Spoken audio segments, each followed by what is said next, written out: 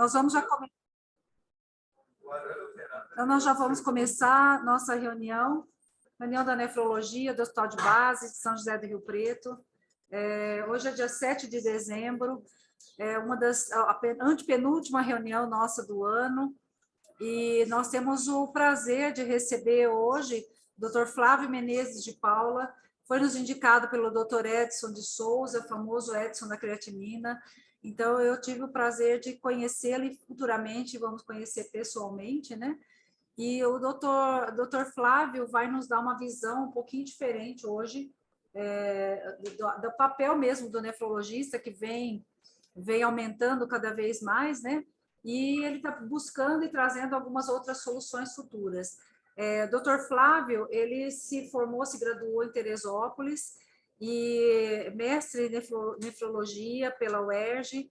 Depois, atualmente, ele trabalha como nefrologista do Hospital Universitário Antônio Pedro, é nefrologista da Davita, Itaboraí, Rio de Janeiro, e nefrologista também em Niterói. Então, o doutor Edson tem uma grande experiência, não só nacional, como internacional, com acesso vascular e com a parte de acesso vascular. Então, ele está trazendo algumas soluções. Doutor Flávio, é um prazer imenso recebê-lo aqui na nossa reunião, na disciplina de nefrologia, e espero que futuramente, pessoalmente também. Tá? Então, nós estamos aqui prontos para a sua apresentação. Muito obrigada. Olha, eu agradeço imensamente essa oportunidade.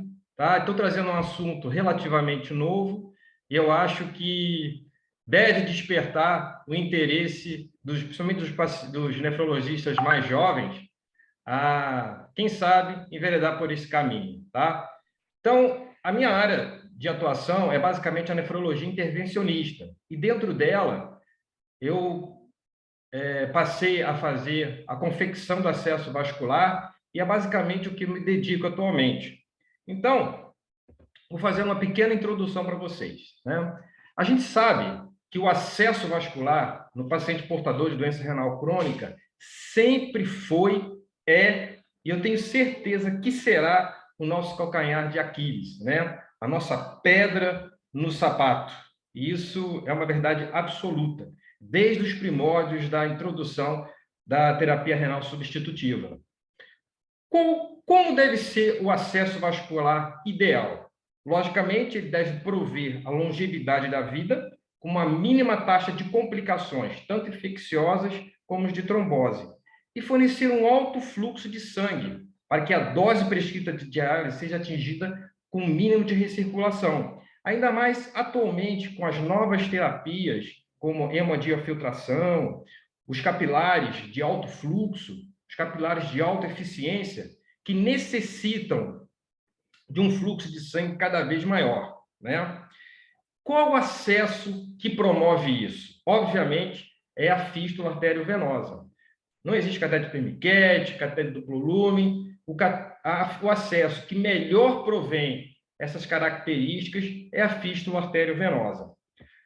Vou falar rapidamente da história do desenvolvimento do acesso vascular. Tudo começou em 43, com William Kolff, que é um médico holandês, que teve acesso tanto à heparina quanto ao papel celofane. Isso, aquele papel que te enrola a salsicha. E, através desses materiais, ele desenvolveu um método dialítico prático para os humanos, né? Então, foi o famoso rim artificial, o tambor rotatório de William Kolff, né? Esse que vocês podem ver. Você vê, o tambor de Kolff foi iniciado em 43, mas só em 1960, através da derivação arteriovenosa de Teflon Celastic de Scribner, é que tivemos um acesso de forma um pouco mais crônica à circulação. Pela foto, vocês imaginam o número de possíveis complicações desse acesso. Então, infecção, trombose arterial e até perda de membros, mas já foi um grande avanço.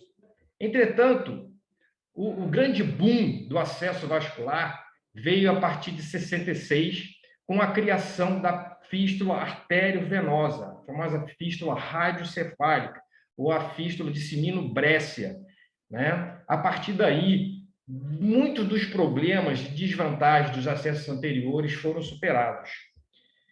Só em 1980 que houve desenvolvimento dos catéteres de dupla luz, e assim foi possível a colocação de pacientes em diálise em urgência ou até que um acesso definitivo fosse confeccionado nos nossos pacientes renais crônicos. Eu quero que vocês gravem bem isso, até que um acesso definitivo fosse confeccionado nos pacientes renais crônicos. Como está a situação vascular no Brasil? No censo de 2020, a gente tinha aproximadamente 145 mil pacientes em tratamento dialítico no Brasil, sendo que a grande maioria esmagadora, quase 93% desses pacientes, estavam em hemodiálise. Anotem esse gráfico. Observe que nos anos de 17 a 2020, a permanência de pacientes em catéter de curta permanência estava mais ou menos estáveis. Entretanto, há uma curva ascendente bem nítida de catéter de longa permanência, e isso preocupa. E o número de pacientes em uso de prótese, pequeno, bem menor, porém estável, né? A nossa realidade é que temos uma rede extremamente falha ao atendimento do paciente portador de insuficiência renal pré-dialítica, grau 4 e grau 5. Pouquíssimos são aqueles pacientes, principalmente o Sistema Único de Saúde, que têm um acesso vascular definitivo na fase pré-diálise. Assim, 80% dos pacientes que entram em diálise têm como acesso vascular o catéter, pois são tardiamente encaminhados ao nefrologista. E mesmo que sejam precocemente encaminhados ao nefrologista, o nefrologista não tem para onde encaminhar esses pacientes para a confecção do acesso. Sabemos que os pacientes que iniciam a diálise com catéter possuem um aumento de 3 a 4 vezes de infecção em comparação com os pacientes com fístula. Aproximadamente 26% das pessoas que iniciam a diálise com catéter morrem dentro de 12 meses. E os pacientes em uso de catéter têm um aumento de quase 3 vezes na mortalidade cardiovascular e quase 7 vezes na mortalidade infecciosa, em comparação com os pacientes em uso de fístula. Entretanto, calma, pessoal, calma. Fiquem tranquilos. O catéter dupla luz, ele vai ficar até que uma fístula esteja confeccionada e apta para a punção. Bom, então como diz o nosso MC Bin Laden, está tudo tranquilo, está tudo favorável. Será? Vou dar 2 exemplos para vocês. Semana passada, recebi um paciente de 53 anos, 11 meses em diálise, foi encaminhado para confecção do acesso. Em 11 meses, ele já havia sido submetido a 17 implantes de catéter duplo lumen. Uma outra senhora de 41 anos, apenas 3 meses em diálise, foi encaminhada também para a confecção do acesso definitivo. Essa senhora já havia sido submetida a 11 implantes de catéter de duplo lumen. O resultado não podia ser diferente. Obviamente, é um número crescente de pacientes com falência de acesso. E muitos desses pacientes jovens, né? E a gente está com outro problema, não sei aí em São Paulo, mas aqui no Rio de Janeiro, muitas vezes o paciente fica internado 2, 3 meses aguardando vaga em clínica satélite. E são 2, 3 meses de coleta de exame de sangue, instalação de acesso venoso periférico. E quando o paciente vai para a confecção do acesso definitivo, a gente não encontra mais nenhuma veia periférica para realizar os acessos. É uma coisa extremamente complicada. E há complicação também até no transplante, porque os pacientes colocam catéteres em veias femorais e pode vir até prejudicar o transplante desse paciente. Obviamente, eu tenho certeza absoluta que nós já nos deparamos com pacientes desse jeito. Então, uma senhora jovem, com múltiplos acessos em veias centrais, e quando a gente for fazer a fístula, olha a situação do membro dessa paciente. Isso é uma situação corriqueira, recorrente, e eu tenho certeza absoluta que vocês já se depararam com situações assim semelhantes. Então, na minha concepção, ou a gente, nós, nefrologistas, na sua formação como intervencionista, opta em trabalhar em conjunto, eu quero deixar isso bem claro, nós não vamos substituir cirurgião vascular nunca, nós vamos apenas trabalhar em conjunto na aceleração da confecção do acesso definitivo. Então, em conjunto com o cirurgião vascular, na confecção da fístula arteriovenosa, promovendo o acesso ideal de forma rápida, assim como o acompanhamento e o tratamento das suas complicações. Ou a gente se habitua com esse tipo de situação e define isso como efeito colateral do tratamento. Mas será que a gente vai se conformar com isso? Eu tenho certeza que não. Eu acho que a gente consegue fazer muito mais pelos nossos pacientes. Eu tenho certeza absoluta. Talvez uma dessas saídas seja o nefrologista cirurgião de acesso vascular. Esse não fui eu que inventei esse termo. Esse é um termo que já é empregado em outros países de forma corriqueira. Tá? Então, é aquele nefrologista que se dedica à confecção do acesso vascular. Talvez essa seja uma solução futura para um problema extremamente atual e complexo, e cada vez pior. Bom, como é que está a situação?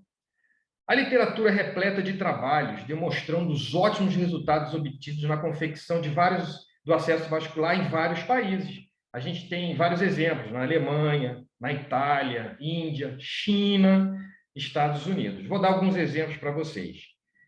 Em 2002, Kuhner e colaboradores na Alemanha publicaram os resultados da confecção de acesso de fístula em 748 pacientes no período de 93 a 98. A patência primária e secundária eram compatíveis com a literatura, não houve diferença. Ravani, na Itália, publicou esse trabalho com 197 pacientes no período de 95 a 2001, com patência primária de 64% em 1 ano e 55% em 2 anos, compatível com a literatura.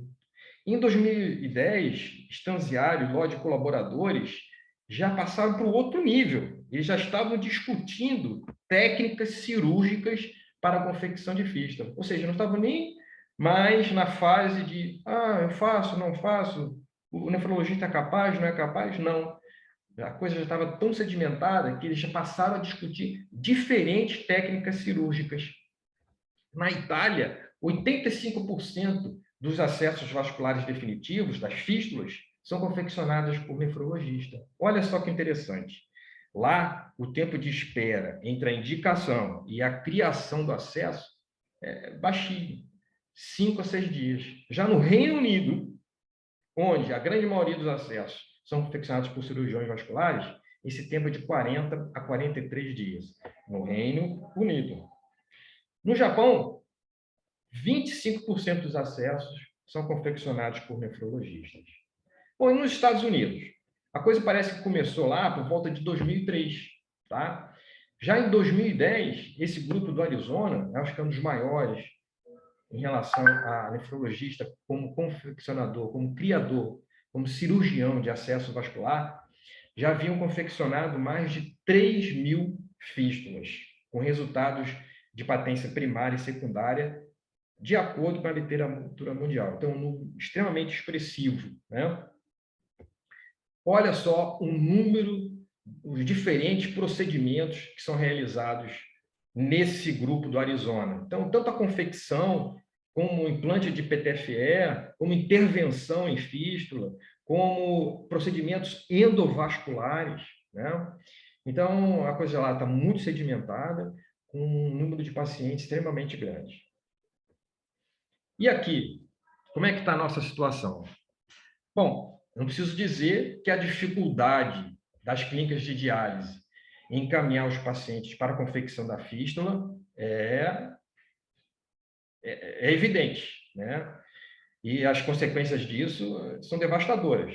Né? E pelo que eu tenho conhecimento, pelo que eu pesquisei, pelo que eu pude ver, pouquíssimos nefrologistas no Brasil se dedicam à criação da fístula, muitos poucos.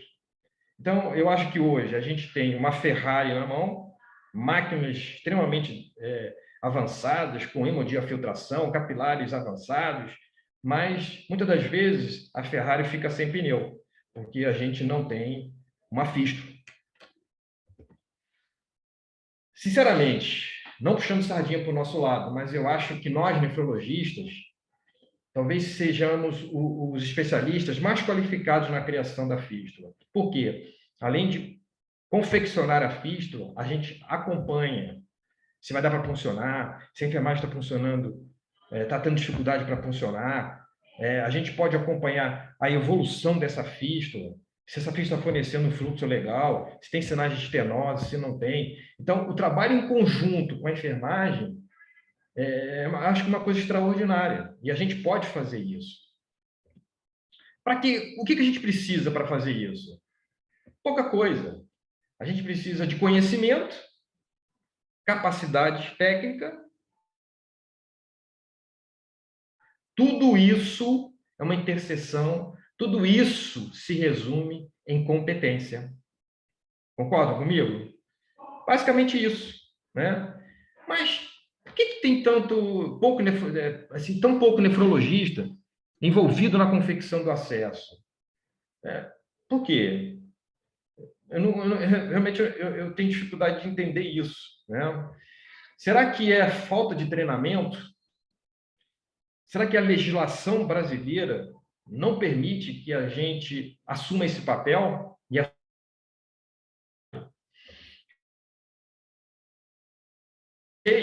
Nesse campo, eu fui ao Conselho Federal de Medicina e fui, na época eu morava na Bahia, e fui ao Conselho Regional de Medicina, na Bahia.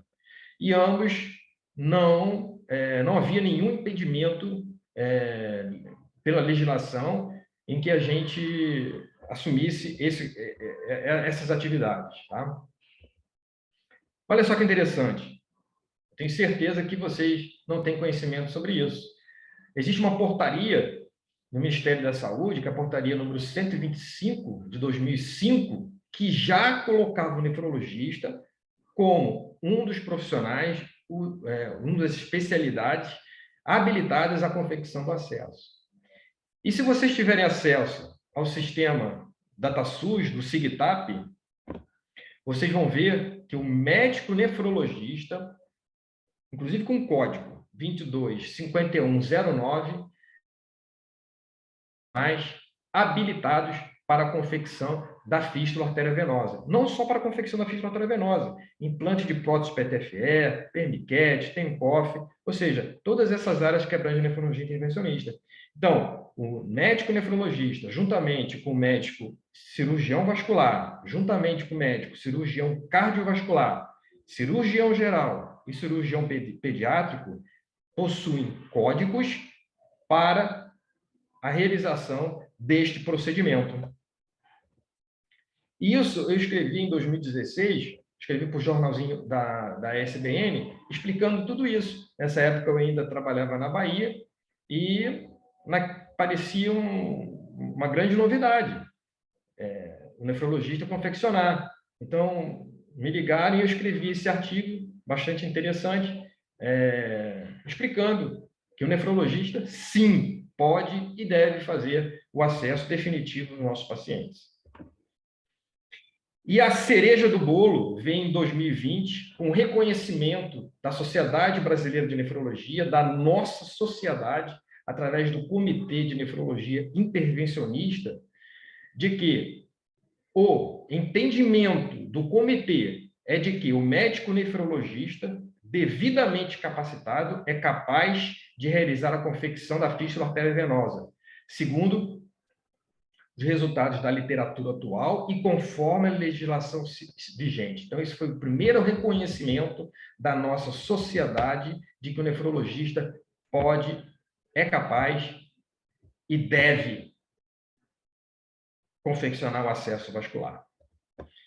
Bom, como é que está no Brasil? Tá? O que nós temos aqui hoje? Esse trabalho foi publicado em 2018. Foi o primeiro artigo relacionado à confecção do acesso vascular pelo nefrologista, da fístula pelo nefrologista. Esse artigo foi escrito pelo Dr. Anderson Tavares, é um cara excepcional, ele é fantástico, uma pessoa muito bacana, ele trabalha em Barbacena, e ele publicou esse artigo em 2018 com 101 pacientes, um total de 159 fístulas no período de 2010 a 2013. Os resultados deles são excepcionais. Uma patência primária de 78% e tardia de 69%, acima da média da literatura mundial. O Anderson, eu tenho um apreço muito grande por ele, uma pessoa extremamente legal, bacana, acessível. Eu gostaria muito que vocês tivessem a oportunidade de conhecê-lo. Eu estive com ele e ele me mandou alguns dados. Você vê, ele já tem, em 2020, quase 700 procedimentos vasculares realizados, entre confecção de fístula, implante de prótese PTFE e intervenção em fístulas, né? Então, hoje ele já passou a marca de 1.000 acessos, com certeza. Além disso, ele faz ultrassom muito bem, vascular, então é um cara fantástico. Esse é o Dr. Wagner Moura, ele é de Pernambuco, e com certeza absoluta ele foi o pioneiro no Brasil. Ele foi um dos primeiros nefrologistas a confeccionar fístula, e ele faz tudo, confecção de fístula, transposição, e ele tem uma coisa muito legal, que é a superficialização de vasos profundos através da técnica minimamente invasiva, que é a lipectomia. Vou mostrar aqui para vocês. Então, é uma técnica pouco invasiva, em que você retira o vaso, que está muito profundo, e coloca logo embaixo da pele para ajudar a facilitar a punção, principalmente pacientes obesos, né? Esse é o Dr. Jair Batista. Ele é da clínica de Santo Antônio de Pádua, Clinefron, no interior do Rio de Janeiro. E ele estava com o mesmo problema que eu vou contar essa história para vocês daqui a pouquinho, que eu estava na Bahia.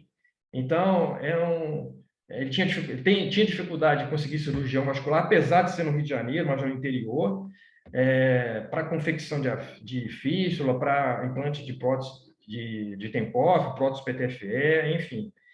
E eu encontrei com o Jair em 2020, lá no Hospital Antônio Pedro, né? E conversamos, ele se mostrou interessado e começou a acompanhar a gente lá no Antônio Pedro, e onde eu faço procedimentos, que é uma clínica aqui no Rio de Janeiro.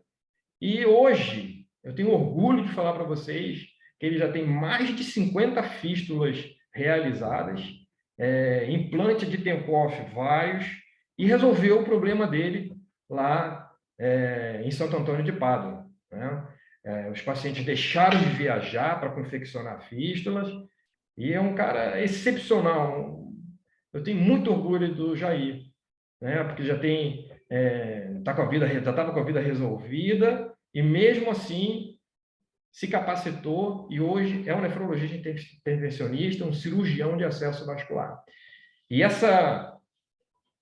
esse sucesso todo culminou agora em 2022. Ele foi um dos professores a ministrar o curso de confecção de fístula intravenosa no Congresso Brasileiro de Florianópolis, agora este ano. Eu não sei se alguém teve a oportunidade de fazer esse curso pré-congresso, mas é uma pessoa fantástica. Eu tenho um apreço muito grande pelo Jair.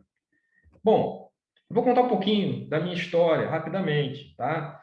Essa minha vida de fistuleiro, ela começou a partir de 2007, quando houve o início das atividades da terapia renal substitutiva.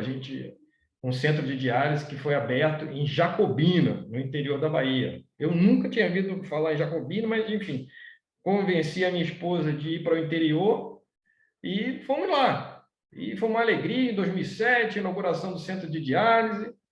Era só eu e minha esposa.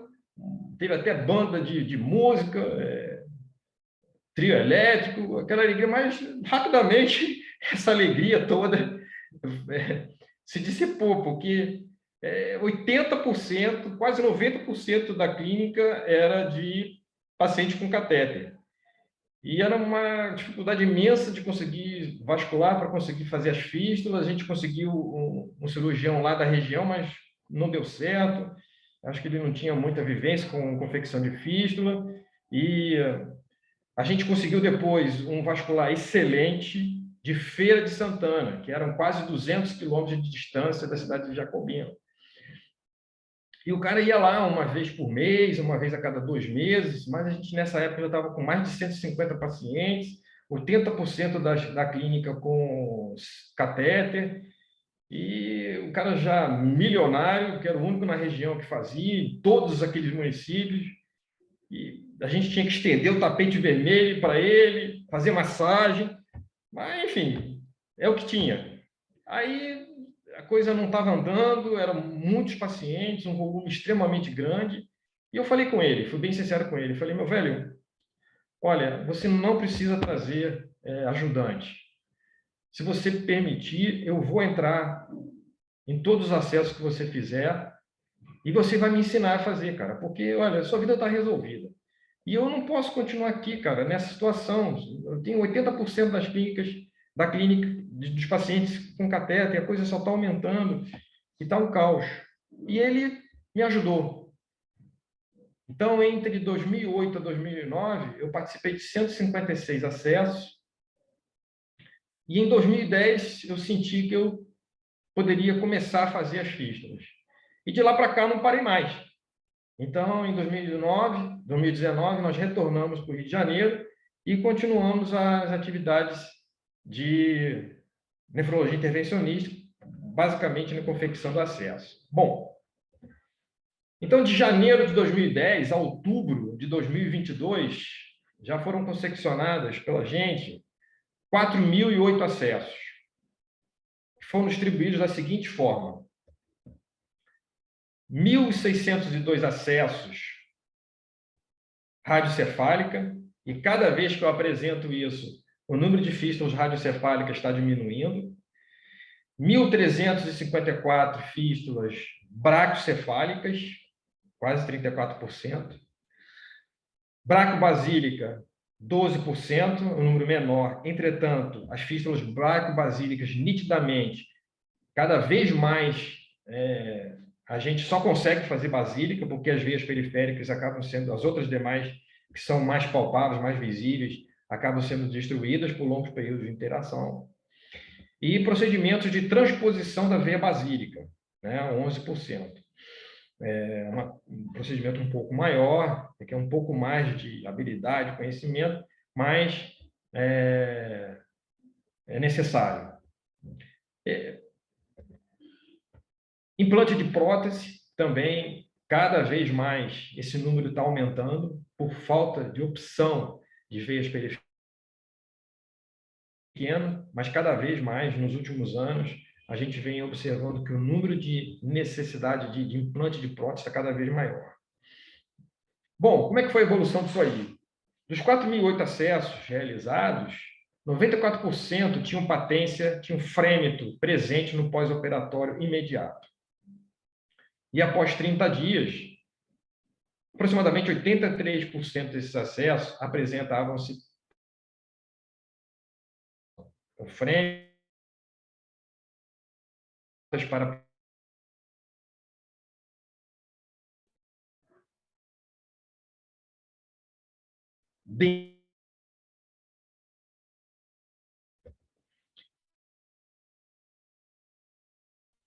porque 70 pacientes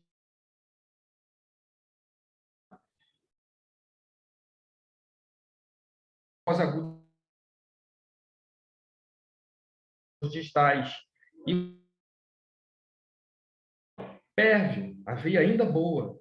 Então, como tinha um nefrologista do serviço capaz, habilitado em confeccionar fístula, não foi necessário implantar um catéter duplo lume nesses pacientes para depois encaminhar para a confecção da fístula.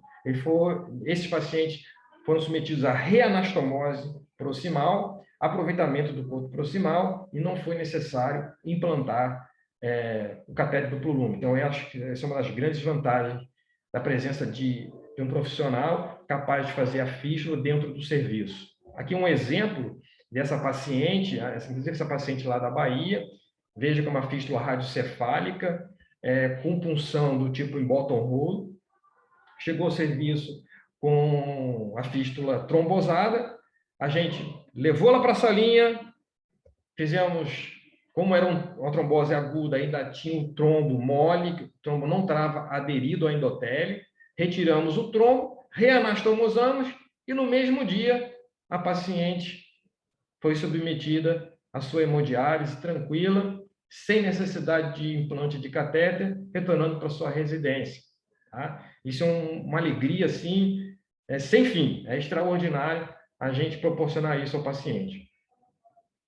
E isso foi muito legal, que o tempo de espera para a confecção, principalmente lá na Bahia, podia chegar a mais de 3, 4 meses, foi reduzido drasticamente. Apenas o paciente tendo condições clínicas para confeccionar a fístula, ele já era submetido. Né? E passamos a incluir a criação de fístula em pacientes em grau 4, 5, pré-diálise, o que antes era impossível. Né?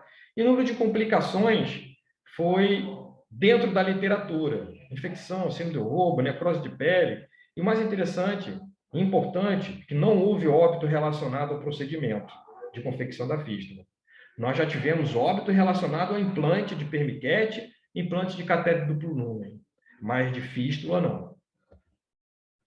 E aí a gente foi ficando mais ousado, a gente foi ficando mais corajoso e passamos também a tratar as complicações de fístula, como aneurisma, retirada do aneurisma distal e reaproveitamento proximal, retirada de megafístulas, trombose, ruptura de fístula, passamos a tratar, aneurismectomia com reaproveitamento e transposição da fístula basílica, como vocês podem ver.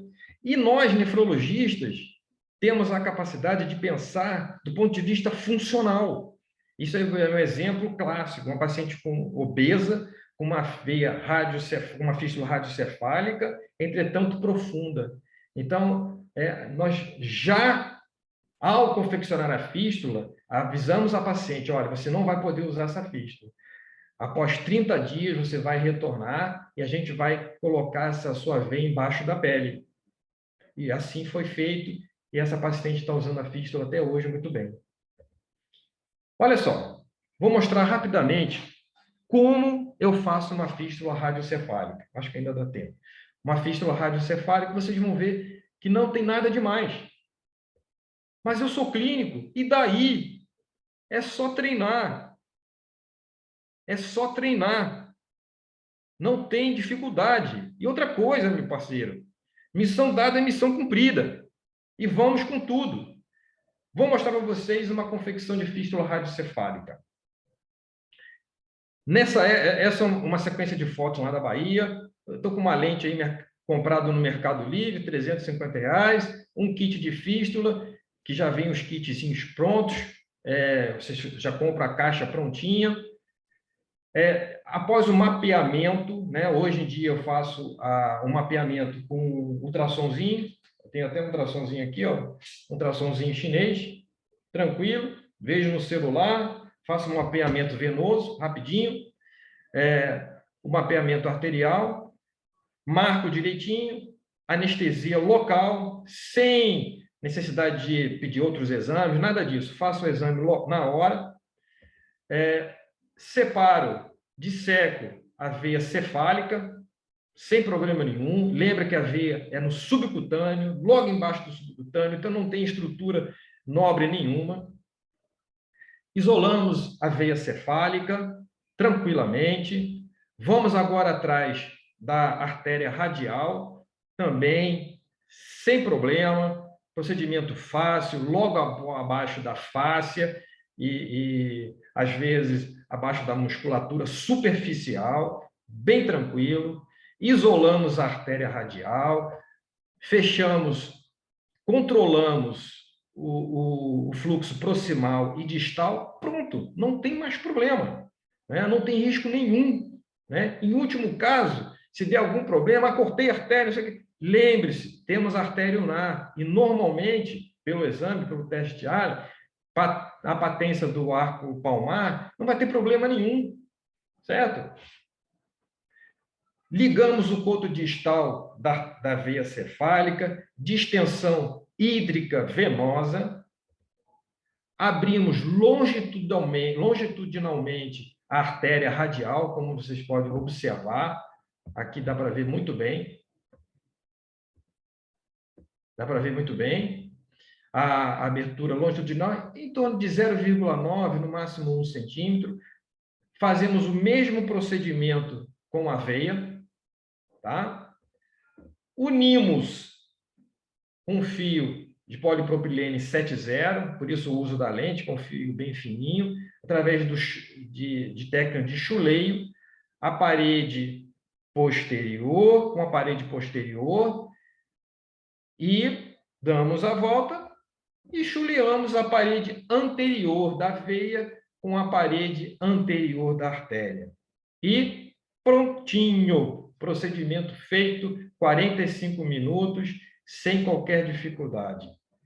É extremamente mais complexo instalar um catéter de perniquete, um catéter de duplo lumen, onde você muitas vezes não sabe onde esse catéter vai parar, pacientes com veias com estenose central, risco de perfuração. Então, eu acho, tenho certeza que confeccionar uma fístula como essa, por exemplo, o paciente corre muito menos risco do que um acesso venoso central. E aí está pronto. 30 dias, funcionar, e a qualidade da diálise, a qualidade de vida do paciente é extremamente melhor. Isso é uma gratificação, é gratificante demais. Outra coisa, a gente que trabalha com isso passa a formar um time com a enfermagem.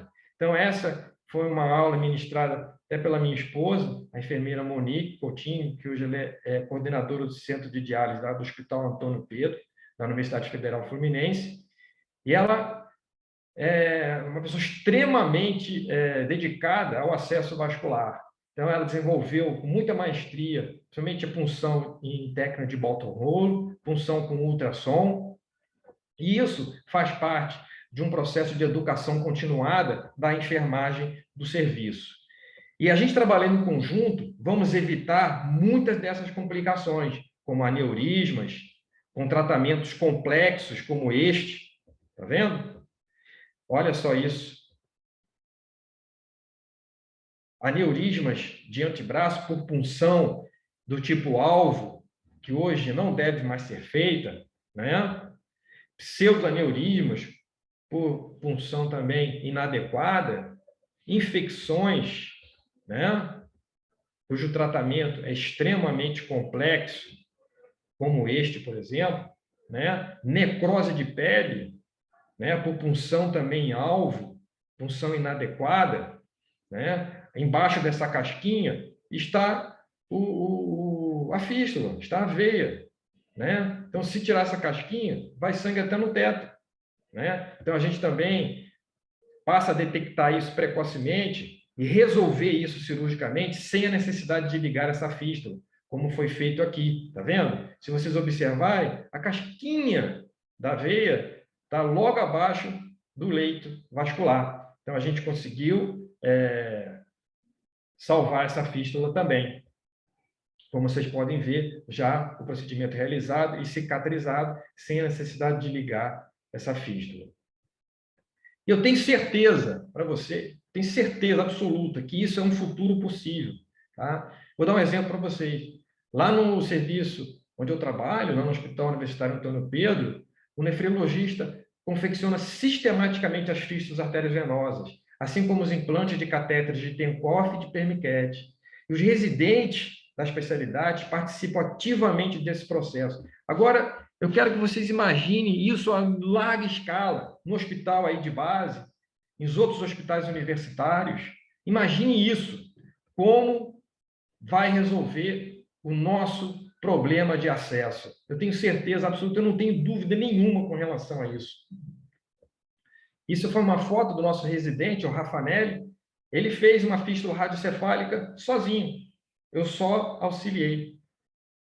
Infelizmente, da residência. Uma prova viva, e essa foto foi tirada até pelo professor Edson. Né? Nós estávamos fazendo a confecção numa salinha ao lado da nossa unidade. Hoje nós fazemos no centro cirúrgico. Bem, eu gostaria de agradecer imensamente ao hospital onde eu trabalho, principalmente ao professor doutor Josemir e ao professor Elias, que são pessoas excepcionais, os chefes do serviço, e que me permitiram, me deram a oportunidade de continuar esse serviço no hospital universitário, inclusive comprando a briga com a cirurgia vascular, porque eles não fazem e não querem que a gente faça. Mas eles compraram a briga e hoje nós temos um horário fixo no centro cirúrgico para a confecção da fístula arteriovenosa, para implante de catéter de Perniquet, para implante de catéter de Tencoff. Eu quero agradecer também a todos os colegas do Serviço de Nefrologia do Hospital Antônio Pedro, que sempre me apoiaram, encaminham os pacientes, e hoje a gente consegue fazer, principalmente os pacientes que estão na fase pré-dialítica, né, no ambulatório. Queria agradecer também ao professor Brescia, né, porque ele é que começou essa história toda, né? Parte do que somos hoje e temos é fruto do trabalho e dedicação daqueles que vieram antes de nós, que se empenharam, ousaram a realizar os seus sonhos e deixaram marcas na história. E, com certeza, o Dr. Brescia deixou uma marca fantástica na história do acesso vascular. Eu quero agradecer também, um agradecimento especial ao professor Edson, o nosso mestre, a pessoa que personifica aquilo que o professor deve ser. Então, repetindo aqui as palavras de Isaac Newton, se eu vi mais longe, foi por estar sobre ombros de gigantes. Ele faz isso com seus alunos, com as pessoas que o acompanham. Ele é um cara excepcional e especial. Eu tenho muito orgulho de ser amigo dele. Também teria conseguido. Ela não me deixou desistir. E aos raleiros de plantão, porque eu acho que o que se confunde com o ronco de uma fístula é o ronco de uma Harley Davidson. Então, agradecer a todos os raleiros do Brasil. E a minha família, são a minha base e meu sustento. Eu tenho certeza absoluta que a nefrologia atual ganhou um novo capítulo, em que o nefrologista, cirurgião de acesso vascular, será o protagonista. Eu tenho certeza absoluta.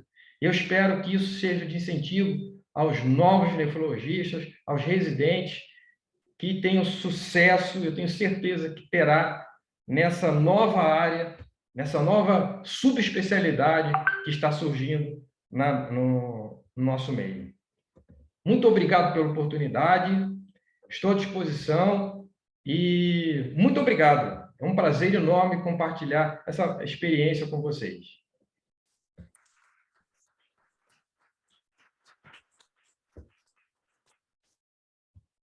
Bom, doutor Flávio, muito obrigada. Eu acho que cada vez mais as dificuldades aparecem nas nossas vidas e a gente vai buscando caminhos, né, para que... E você é um exemplo de superação, né? E eu acho que aqui nós temos muitos procedimentos, os residentes têm uma oportunidade, uma gama imensa, mas eu acho que essa oportunidade de fazer a fístula ainda nós não tivemos, né? E então você já abriu uma nova porta aí. E a minha pergunta para você, por acaso você aceita opcional aí para passar com você os nossos residentes estarem passando e vendo como é que você faz? Pois é, na verdade, infelizmente lá no serviço lá no nosso hospital, no Antônio Pedro, a gente só tem um dia na semana. Então, assim, o movimento de confecção de fístula lá no Antônio Pedro é muito pequeno, né? A gente faz no máximo, aí 2 fístulas por semana. E olhe lá. Mas, hoje, praticamente, eu me dedico quase que integralmente à confecção da fístula. Então, a gente tem um movimento grande, quase 60, 70 fístulas mês. Mas é uma coisa privada, né? Mas eu acredito piamente que essa oportunidade de confeccionar fístula no hospital universitário, ela é cada vez maior. Eu já até solicitei que a gente tenha um ambulatório específico para isso, né? Quem sabe a gente não consegue aí oportunidade para todos nós. Tá certo, obrigada. O doutor Piccolo vai fazer uma pergunta. Doutor Flávio, parabéns aí pela apresentação. Você mostrou aí na sua estatística a confecção, o tipo de fístula, né? Que a gente está mudando, a radial cefálica está cada vez mais difícil, eu acredito por conta do leito vascular, que não está sendo preservado. E a minha pergunta é se vocês têm algum protocolo de como preservar esse leito vascular no pré-diálise, né? No tratamento conservador e durante a internação, tem algum cuidado especial que você recomenda? Você tem isso institucionalizado no seu hospital? Então, isso aí é fundamental, tá? O paciente ambulatório, que está no ambulatório em fase pré-dialítica, ele com um clearance menor do que 20, de 20 para baixo, você já tem que pensar que esse paciente vai precisar de um tipo de terapia renal substitutiva. Então, é fundamental que esse paciente seja avaliado. Basta um ultrassomzinho pequeno, uma coisa, aqui um chinesinho, né? Avaliar qual seria o membro melhor para a confecção desse acesso e já explicar isso ao paciente, né? Que ele vai precisar fazer, pode vir a precisar fazer diálise, pode vir a precisar a fazer um acesso vascular e que ele tenha consciência de que aquele membro ele não pode deixar ser puncionado, né? E a gente está introduzindo isso cada vez mais. As enfermeiras do centro de diálise procuram essa cultura, né? E eu acredito que haverá uma melhora, sem sombra de dúvida, nesse aspecto. Porque o que a gente vê hoje é um estado de calamidade. O paciente que chega para a confecção já tem, muitas vezes, as suas veias periféricas completamente detonadas e sem condições de acesso. Certo. Muito obrigada. Tem alguém que está online que queria fazer que gostaria de fazer alguma pergunta? Posso perguntar? Claro que pode. É um prazer que pergunte. Ô, Flávio, primeiro eu queria te dar os parabéns. Eu tenho acompanhado a sua história. A maioria das pessoas do Brasil ainda não conhece você. Eu sempre estimulo você a publicar a sua experiência de maneira internacional, e você resiste, né? Porque poucas pessoas no mundo fazem o que você faz, mas eu queria o tempo mínimo para utilização de uma fístula quando você a confecciona, né? E uma dúvida que sempre um nefrologista que também coloca catéter de Tenkopf. Você acha que alguns pacientes merecem a colocação do Tenkopf e uma fístula na impossibilidade de usar o peritônio, você já ter uma fístula desenvolvida? Então, professor, normalmente, em fístulas radiocefálicas e fístulas mais distais, a gente espera um tempo de pelo menos 30 dias. Entretanto, a literatura é bem clara de que punções a partir do 15º dia, 14 dias, já não traz muita diferença com relação ao prognóstico dessa fístula. Mas eu tenho convicção de que, se esperarmos um pouco mais, até espessamento da parede venosa, a chance de acidente, eu sugiro sempre fístulas distais, 30 dias. Fístulas mais proximais, o ideal é esperar um pouquinho mais, em torno de 40 a 45 dias, tá? Até a gente ver dilatação dessa veia, o espessamento dessa veia. A gente tem aquela famosa regra dos 6, né? Que a fístula ideal ela tem que ter pelo menos 6 milímetros de diâmetro, ela tem que ter um fluxo de pelo menos 600 ml por minuto, e ela tem que estar uma distância da pele de, no máximo, 6 milímetros. Então, a gente tendo essas condições ideais, se no caso de necessidade não puder esperar todo esse tempo, a gente pode usar. Com relação ao paciente com TENCOF, eu sou a favor. Sempre.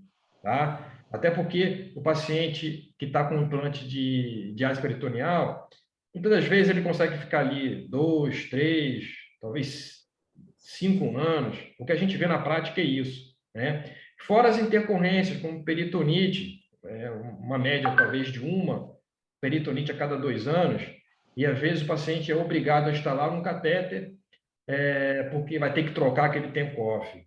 Então, o paciente tendo uma fístula já desenvolvida é uma segurança para esse paciente. Eu concordo e acho que deve ser feita sim.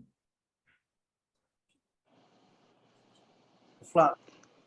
Posso fazer mais uma pergunta, Maria Alice? Pode, claro, com certeza. Tá. Então, o Flávio mostrou bem que o William Kolff, ele utilizava a artéria e a veia dissecadas, né, para fazer as diálises, né? E demoraram 20 anos para criar o shunt de Scribner, né? Você acha, Flávio, que a ideia da fístula arteriovenosa foi um sopro divino que o Simino e o Bresser receberam? Eu acho que foi. E aquela foto que nós temos aqui, que eu coloquei com o senhor, foi justamente a descrição de como ele teve a ideia de fazer a fístula arteriovenosa. Se vocês tiverem oportunidade, eu não sei se o tempo dá, mas ele estava comendo um sanduíche, um hambúrguer, tá? E quando ele foi morder o hambúrguer, caiu uma gota de ketchup. E tinha uma alface e um tomate. Então, a gota de ketchup caiu exatamente entre o alface e o tomate, formando uma ponte, formando uma fístula. E ele pensando ali, eu não sei como é que ele foi pensar nisso, comendo um hambúrguer, ele falou, meu Deus, eu acho que dá para fazer uma ligação entre uma artéria e uma veia. Então, graças ao hambúrguer do Dr. Bresser, hoje nós temos a fístula, né? Então, sem sombra de dúvida, foi um sopro divino que iluminou o Dr. Bresser a criar a fístula arteriovenosa. Eu não tenho dúvida disso. O Flávio, aqui é Rodrigo Ramalho. Parabéns pela apresentação. A Sociedade Americana de Nefrologia Intervencionista, ela estabelece, por exemplo, alguns números assim para você, teoricamente, ser capacitado a passar, que seja um permicate, por exemplo, 30 acessos e você está capacitado. E aí você mostrou aí a sua experiência, que você acompanhou o vascular lá na Bahia, tudo, depois de acho que 160 acessos, que você participou, você falou, vou fazer sozinho. Mas hoje, assim, na sua análise, assim, a gente tem algum número pré-estabelecido pelas sociedades de intervenção? Qual é o número? É o mesmo que você julga que seria o ideal para você pegar e falar, olha, eu estou apto a realizar a confecção dessa fístula sozinho? Tudo bem, Rodrigo. Obrigado pela pergunta, cara. Olha, cara, se você pegar as normas da Sociedade Intervencionista Americana, o número é pequeno. Acho que são 20 ou 25, coisa pequena. Mas, olha, eu vou te dar o exemplo do Dr. Jair, aquele lá de Santo Antônio de Pádua. O Dr. Jair começou a acompanhar, sinceramente, lá comigo, ele não fez nenhuma fístula. Ele só observava, às vezes entrava comigo e começou a fazer lá em Santo Antônio de Pádua com os pacientes dele. Entendeu? É difícil dizer um número mínimo de acesso. Eu acho que isso varia muito de pessoa para pessoa e da confiança que você tem no seu taco. Então, é difícil dizer. E também depende muito do procedimento. Uma fístula radiocefálica, eu acredito que 10 acompanhamentos de fístula, você já tem condições absolutas de fazer uma fístula, principalmente se estiver acompanhado com staff. A fístula braquiocefálica também, cujo grau de dificuldade não é grande. O número está aí, 10, 15 acessos. E uma fístula que é um pouco mais complexa, que é uma braquiobasílica, com superficialização da veia basílica, aí você tem que ter um pouco mais de habilidade, tá? Talvez aí um número um pouco maior, tá? Mas nada... Até porque quando mostrei para vocês o tratamento dessas complicações vasculares, hoje eu tenho certeza que não é o nosso papel. A gente, se tiver uma urgência, a gente trata. Mas o papel que eu quero deixar bem claro do nefrologista, intervencionista, é na confecção de acessos mais simples, como radiocefálica, braquiocefálica e a superficialização da veia basílica. Se a gente conseguir isso, agilizar isso, isso vai trazer um ganho enorme para os nossos pacientes. Prazer, doutor Flávio. Queria parabenizá-lo por toda essa energia positiva. A gente está aqui no hospital há um tempão e já tem uns 15 anos que eu sempre falo para os residentes que estão saindo que esse é o caminho, é isso que vai te diferenciar. É isso que eu acho que a maioria das clínicas no Brasil inteiro precisa e você vai escolher onde você vai trabalhar se você for fazer intervencionismo, né? E aí uma das coisas que eu gostaria de perguntar é assim, se o senhor consegue colocar isso no convênio também. Eu acho que talvez seja uma grande dificuldade. O senhor consegue o ressarcimento dos convênios, né, dos seguros-saúde, eles conseguem reconhecer nós, nefrologistas intervencionistas, e nós conseguimos receber isso ou não? Porque talvez isso seja um estímulo a mais, além da necessidade do paciente, né, da necessidade dos nossos pacientes. Então, sim, consegue. Eu, inclusive, já fui procurado por alguns convênios. Entretanto, eu não sei como é que é aí, mas eu não tive interesse disso. Por quê? O valor que o SUS paga, infelizmente, é um valor pequeno. Então, a gente acaba tendo que fazer um volume muito grande. Então, fica muito complicado eu, por exemplo, ir a um hospital do convênio para fazer um procedimento. Entendeu? Então, como eu trabalho? Eu trabalho diretamente para as clínicas. Então, a gente faz um contrato de prestação de serviço para determinada clínica. Eu tenho 2 ou 3 dias na semana em que eu me dedico exclusivamente à confecção do acesso. Então, as clínicas agendam os pacientes para a confecção do acesso naquele dia, e naquele dia eu tiro o dia inteiro para fazer fístula. Então, às vezes eu faço 10, 12, 15 fístulas num dia. Entendeu? Então, eu acho que é por aí. Então, na verdade, eu trabalho basicamente com os pacientes SUS, através do contrato com a clínica. Então, a clínica recebe isso e faz um repasse para a gente. Entendeu? Então, é assim que eu procuro trabalhar. Eu não tenho interesse em convênio, até porque o valor não é muito alto, não. Então, acaba sendo um procedimento pequeno e que você precisa fazer um volume grande para ter um retorno adequado. Mas é possível, sim. A senhora acaba conseguindo negociar com as clínicas diretamente. Exato, Tanto que a gente tem um código para isso, e as clínicas, quando faz a cobrança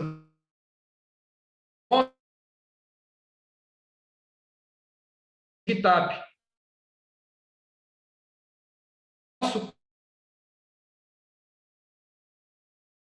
Parabéns. Flávio, tem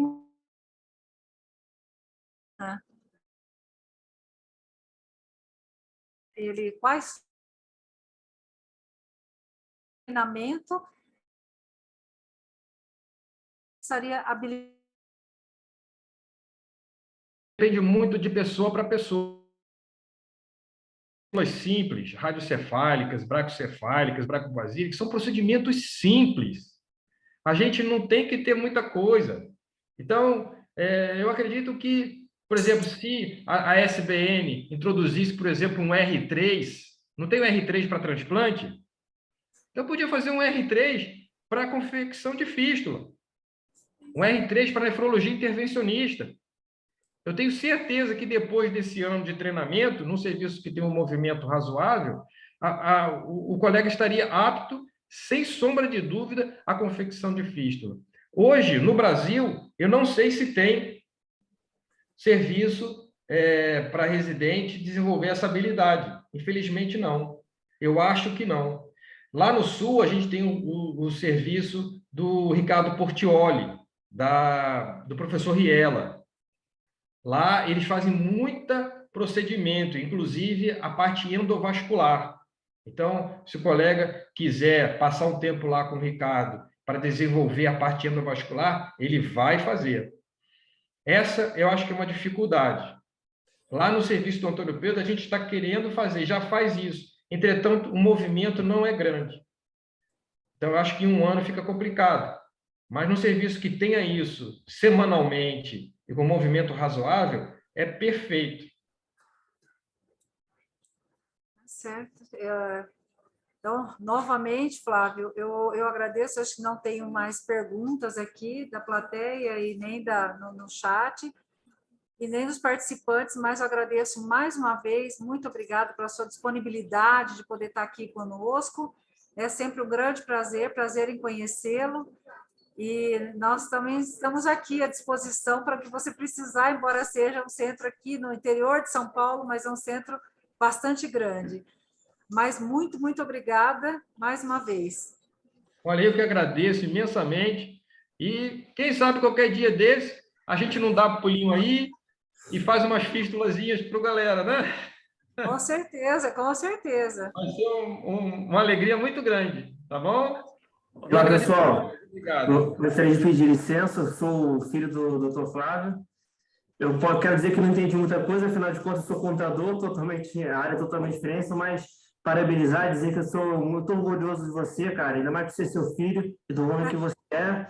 O cara me inspira muito. Obrigado por tudo, tá, cara? Parabéns aí. Obrigado.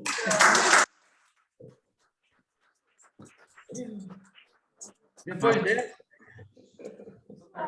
Muito obrigada. Até mais. Linda declaração. É isso aí que nos emociona. Obrigada. Obrigada. Tchau, tchau.